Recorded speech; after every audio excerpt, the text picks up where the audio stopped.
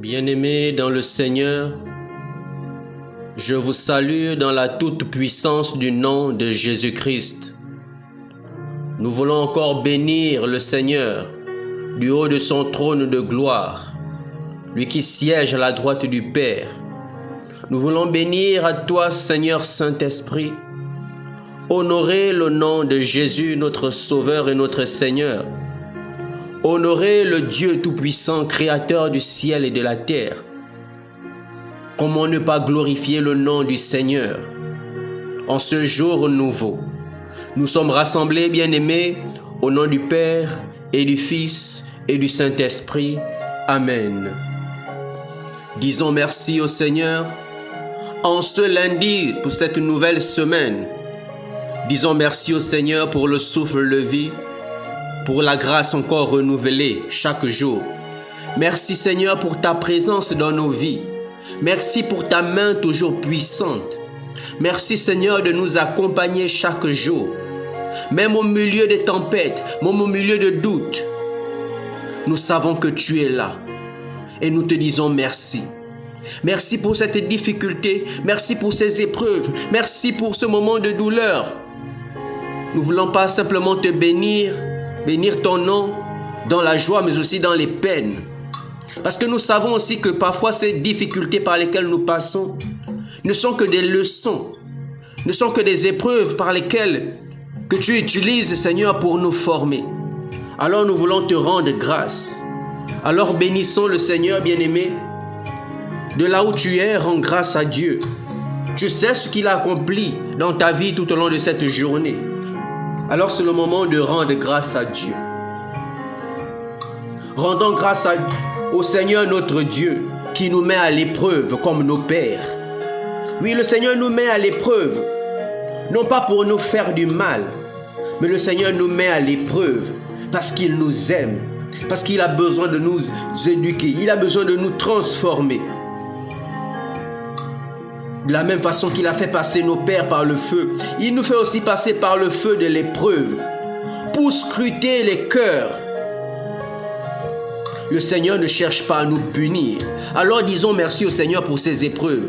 De là où tu es, dis merci au Seigneur pour cette épreuve que tu traverses. Cette difficulté que tu ne comprends pas, que tu ne saisis pas. Dis Seigneur, je te rends grâce pour cette difficulté, pour cette maladie, pour cette préoccupation. Je te rends grâce, Seigneur.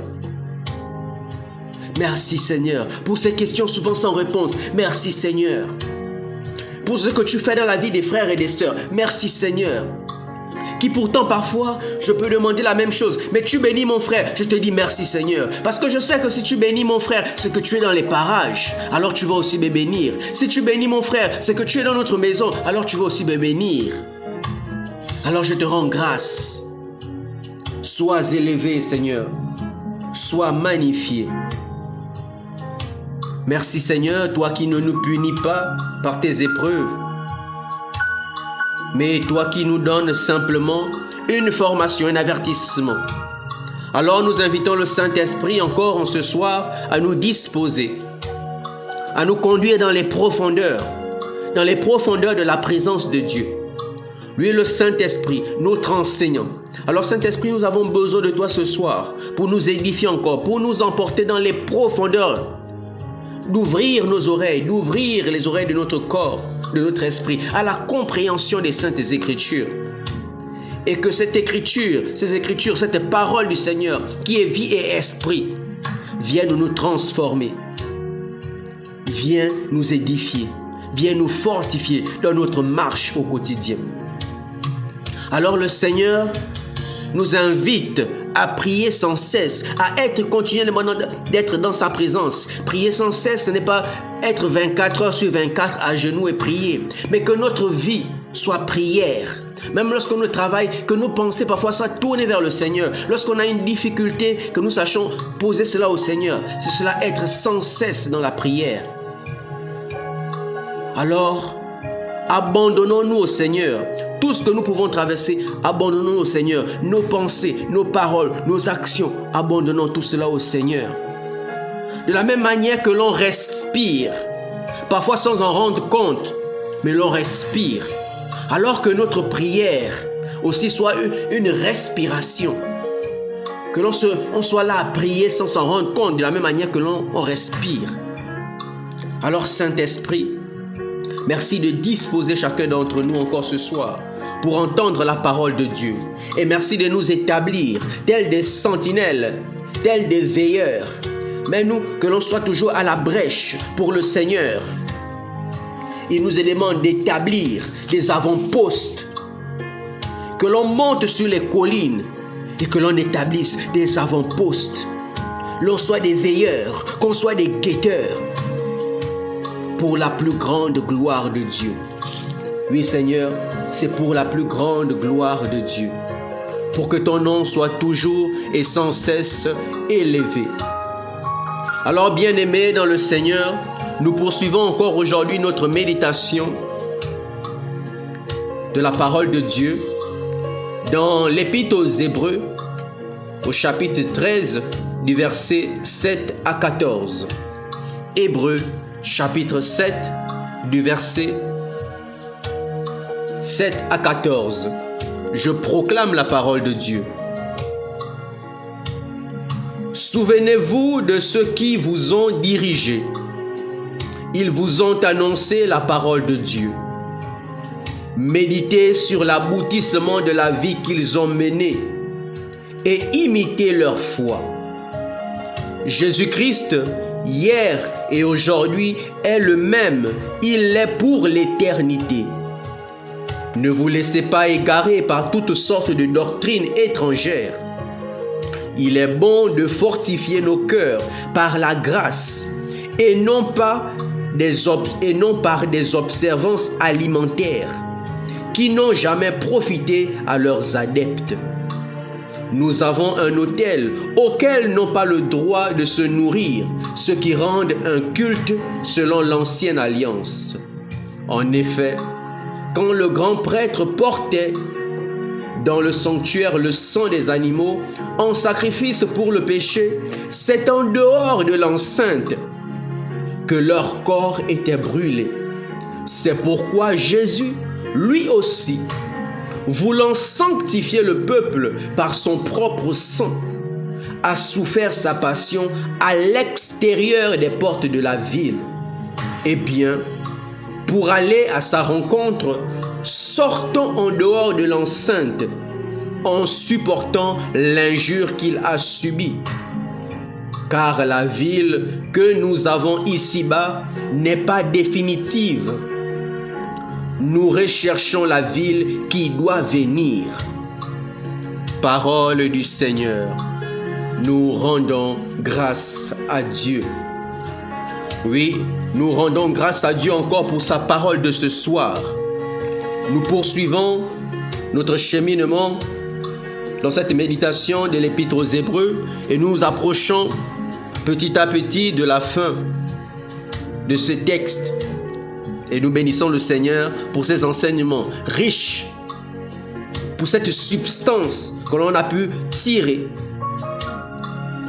de cet épître aux Hébreux, qui nous permet encore de grandir. Et l'on nous le disait déjà au début de l'épître aux Hébreux, nous sommes invités à ne plus être des bébés spirituels, mais à être des grands, des adultes, pour ainsi manger la vraie nourriture, la nourriture solide, non plus du lait. Et j'ose croire, bien-aimé dans le Seigneur, qu'ici, arrivé à la fin, où nous allons à la fin de cet épître aux Hébreux, j'ose croire que tu es fortifié dans ta foi, que tu grandis spirituellement, que tu es désormais capable de manger de la nourriture solide parce que tu es devenu un adulte spirituel. Alors rendons grâce à Dieu. Alors bien-aimés dans le Seigneur, ce soir nous sommes encore invités à saisir ces paroles, à laisser les paroles du Seigneur résonner en chacun de nous. Et dans cette page de l'écriture de ce soir, l'on nous invite à nous souvenir de nos pères dans la foi. À nous souvenir de nos pères dans la foi. On nous dit, souvenez-vous de ceux qui vous ont dirigés, ceux qui nous ont enseignés, ceux qui nous ont annoncé la parole de Dieu. On se doit de nous souvenir, de penser à eux, de les honorer, de les respecter, de méditer sur la fin de leur vie, sur l'aboutissement de leur vie qu'ils ont mené, bien-aimés dans le Seigneur. Et déjà, dans les textes, on nous invitait, on nous présentait dans le chapitre 11 tous ces figures qui ont marché avec le Seigneur. On nous faisait les éloges de la foi des anciens. On a présenté tellement d'anciens et je vous invitais déjà à méditer sur chaque figure. Chacun peut prendre une figure et méditer sur cette figure qui peut être comme cette personne qui nous aide à marcher. Peut-être que sa vie ressemble à la tienne. Alors la vie de cet ancien va te fortifier. Peut-être Abraham, peut-être Josué, peut-être Moïse. Alors choisis ta figure. Alors nous sommes invités donc à nous souvenir de ces pères, à ces gens qui nous ont formés, non seulement les anciens, mais aussi dans notre temps présent. Il y a des personnes qui nous forment, qui nous enseignent la parole de Dieu. Donc nous sommes invités à méditer sur la vie des anciens, à leur aboutissement. Et les Écritures nous disent dans Ecclésiaste au chapitre 7 au verset 8, « Mieux vaut la fin d'une chose que son commencement. » Mieux vaut la fin d'une chose que son commencement. Lorsque nous sommes invités à méditer sur la vie des anciens, on nous invite plus à méditer sur la fin, non pas sur le début. Parce que le début, bien-aimé dans le Seigneur, ça peut être souvent plein d'obstacles, plein de difficultés. Le cheminement est souvent difficile, compliqué. On a des fautes, on tombe, on se relève. Et toutes ces figures, comme on le disait déjà, ce ne sont pas des hommes parfaits. Ils ont chacun leurs défauts et leurs qualités. Voilà pourquoi on nous invite à regarder la fin. Parce que souvent, si on reste focalisé sur le début et souvent sur le cheminement, on va se rendre compte qu'il y a eu des difficultés. Mais parce que la fin, on se rend compte que malgré ces difficultés, ils sont arrivés, ils ont achevé leur course. Comme le dit Saint Paul. Ils ont achevé leur course. Parce qu'au début, il y a des difficultés. On tombe, on se relève. On tombe, on se relève. Mais l'aboutissement, on observe l'aboutissement, on observe la maturité, on observe le résultat de cette marche avec le Seigneur. Voilà pourquoi nous sommes invités à nous focaliser sur la fin d'une chose et non pas sur le commencement. Mieux vaut aussi un esprit patient qu'un esprit arrogant. Et c'est aussi comme ça que le Seigneur procède. Généralement, quand le Seigneur nous parle, il commence par nous montrer la fin.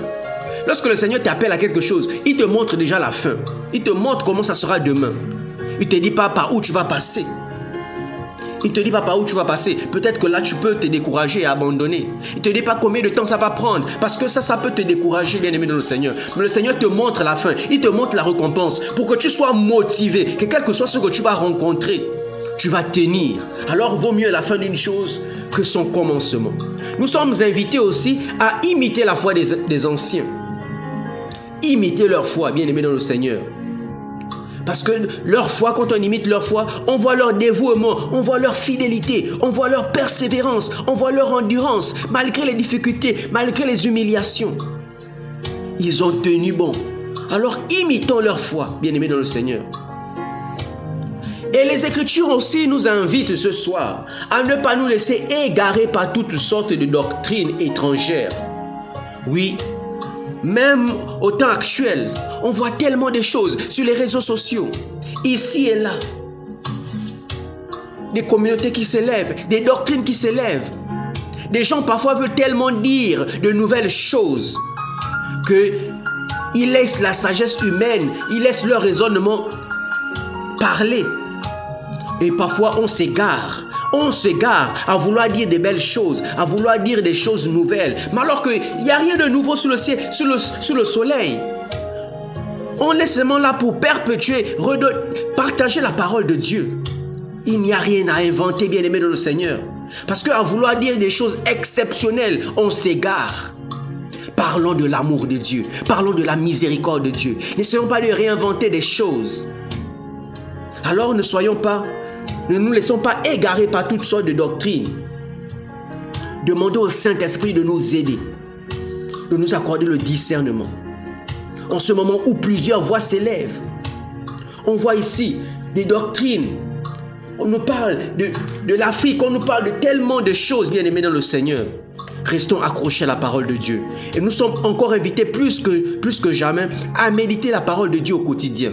Pour ne pas nous laisser égarer par parfois ces soi-disant hommes de Dieu qui s'élèvent ici et là. Alors les Écritures aussi nous invitent à fortifier notre cœur par la grâce et non pas par l'observance des aliments. Parce qu'on nous dit souvent, ne mangez pas telle chose, ne faites pas ceci, ne faites pas cela. Oui, parfois c'est bien. Mais il nous invite à fortifier nos cœurs par la grâce. Et le Seigneur nous dit, ma grâce te suffit. Fortifions-nous par la grâce. Laissons-nous conduire par la grâce et non pas par des observances ici et là. On entend tellement de choses. Les gens disent tellement de choses, font tellement de choses que parfois on se dit, mais c'est le fruit de leurs efforts. Mais non, bien-aimés dans le Seigneur, c'est la grâce de Dieu. Alors laissons-nous conduire par la grâce de Dieu. Et l'on nous dit aussi que nous avons part. Nous nous approchons, nous avons un autel auquel n'ont pas le droit de se nourrir ceux qui rendent un culte selon l'ancienne alliance. Oui, nous avons un autel vers lequel nous nous approchons. Mais que les hommes qui vivent selon l'ancienne alliance, parfois aussi les hommes qui vivent dans le péché, qui sont tournés vers d'autres dieux, ils n'ont pas le droit de s'approcher à cet autel. Nous devons chérir notre autel, bien-aimés dans le Seigneur. Et à vous, chrétiens catholiques, qui vous approchez de la table du Seigneur, approchons-nous de la table du Seigneur avec respect. Parce qu'on nous dit, celui qui communie au corps et au sang du Christ, dans une mauvaise condition, communie à son péché, communie à sa mort. Alors approchons-nous vers cet autel auquel n'ont pas droit ces personnes qui sont dans l'ancienne alliance, qui pratiquent les rites de l'ancienne alliance, qui sont tournés vers d'autres dieux, vers des fétiches, vers la sorcellerie. Ils n'ont pas droit à cet autel. Alors nous qui avons droit à cet autel, nous devons de chérir, de respecter, d'honorer cet autel. Alors on nous dit aussi que nous recherchons la ville qui doit venir. Bien-aimés dans le Seigneur, nous sommes ici-bas, non pas pour rechercher ce monde actuel. Nous recherchons la ville qui doit venir. On nous le dit au verset 14. Car la ville que nous avons ici-bas n'est pas définitive. Nous recherchons la ville qui doit venir. Et la ville qui doit venir, bien-aimés dans le Seigneur, c'est la cité céleste. C'est dans les cieux, c'est là-haut. Là, on va rencontrer notre Père, notre Seigneur. Là, on aura la grâce de le voir vis-à-vis. Mais nous avons besoin de nous laisser conduire par l'Esprit. Nous avons besoin d'être sanctifiés. Sans la sanctification, personne ne verra Dieu. Alors nous avons besoin de cheminer. Et on nous présente le Christ de Jésus comme le modèle. Devant tous les anciens, devant qui nous devons méditer, nous devons regarder leur vie, nous avons le Christ comme modèle. Jésus-Christ comme modèle. Qui est venu, qui a souffert pour nous. Lui qui est venu mourir pour nous, qui a subi la passion, qui a subi l'humiliation, qui a subi l'injure. Alors il a enduré tout cela pour nous. Alors nous devons aussi marcher à sa suite, regarder la vie du Seigneur. Lorsque l'on traverse les difficultés, regardons au Seigneur, regardons la croix de Jésus. Lui qui a déjà enduré toutes ces choses. Et cela va nous fortifier. Cela va nous redonner du punch, du courage pour continuer à cheminer. Lorsque nous avons des épreuves, regardons à Jésus. Regardons la vie de ces anciens qui eux aussi ont marché avant nous. Ces choses que nous pouvons vivre aujourd'hui, nous ne sommes pas les premiers à les vivre, bien-aimés dans le Seigneur. Il y a des gens qui l'ont vécu déjà. Et lorsque tu traverses une situation, ouvre ta Bible, tu trouveras une figure qui est déjà passé par là. Tu auras le Christ Jésus qui est déjà passé par là. Et j'ai changé avec un frère le matin qui avait reçu cet appel du Seigneur. Et lui de dire, mais je suis jeune. Bien-aimé dans le Seigneur. Et tout de suite, je pensais à Jérémie. Vous voyez qu'il y a toujours une figure qui nous est donnée. Alors à ce frère, j'ai aussi présenté cette figure de Jérémie qui lui aussi a dit, je suis trop jeune. Et le Seigneur lui dit, tu ne dis pas que tu es jeune. Parce que même avant d'être formé dans le ventre de sa mère, il le connaissait, le Seigneur le connaissait. C'est le Seigneur qui l'équipe, c'est le Seigneur qui le conduit. Alors nous sommes invités à ne pas avoir peur. Quel que soit ce par quoi nous passons, Mettons notre confiance dans le Seigneur. Méditons sur la vie des anciens. Méditons sur la vie du Christ Jésus, qui est le modèle parfait. Alors, nous trouverons la force pour tenir bon et après avoir accès à la ville qui doit venir, à la cité céleste, au royaume des cieux. Au royaume des cieux. Alors nous bénissons le Seigneur pour la parole de ce soir. Et j'ose croire que cette parole t'a puissamment béni. Nous rendons grâce à Dieu et que le Saint-Esprit vienne enfouir encore cela en nous. Que le Saint-Esprit nous aide à marcher à la suite du Christ. Que le Saint-Esprit nous donne la force dans les épreuves. Que le Saint-Esprit nous équipe et que nous soyons des véritables sentinelles comme on le demandait déjà. Alors nous allons demander au Saint-Esprit de nous aider dans cette marche à aller vers là-haut, dans notre marche vers la sanctification. Que le Saint-Esprit nous aide véritablement à être purifiés, à être saints, afin de rencontrer le Seigneur. Alors nous voyons aussi prier le Seigneur ce soir pour tous les élèves qui sont en classe d'examen. Nous prions que le Saint-Esprit déverse en chacun de vous, en chacun de vos enfants, le don de l'intelligence. Qu'il ouvre votre intelligence, qu'il ouvre votre tête pour une bonne compréhension des épreuves qui seront données. Et que le Saint-Esprit même vous donne déjà accès aux épreuves qui doivent arriver. Oui, le Saint-Esprit est capable de cela. Le Saint-Esprit, lorsque vous étudiez, il va conduire votre esprit déjà vers ce qui est censé arriver. Vers le chapitre qui sera abordé. Vers le chapitre vers lequel va porter les questions. Que le Saint-Esprit vous conduise. Que le Saint-Esprit vous donne l'intelligence. Qu'il éloigne de vous tout esprit d'échec. Qu'il éloigne de vous tout esprit qui va venir s'aimer le doute. Tout esprit de peur, de panique. Et que vous soyez revêtus. Que vous soyez revêtus du sang de Jésus. Que le sang de Jésus vous couvre et vous protège. Alors nous voulons aussi prier pour cette période de vacances, pour tous les voyageurs, ceux qui vont prendre le train, l'avion, les véhicules, quel que soit le moyen, les bateaux. Nous demandons au Seigneur d'étendre sa main, de répandre son sang sur tous les moyens de déplacement.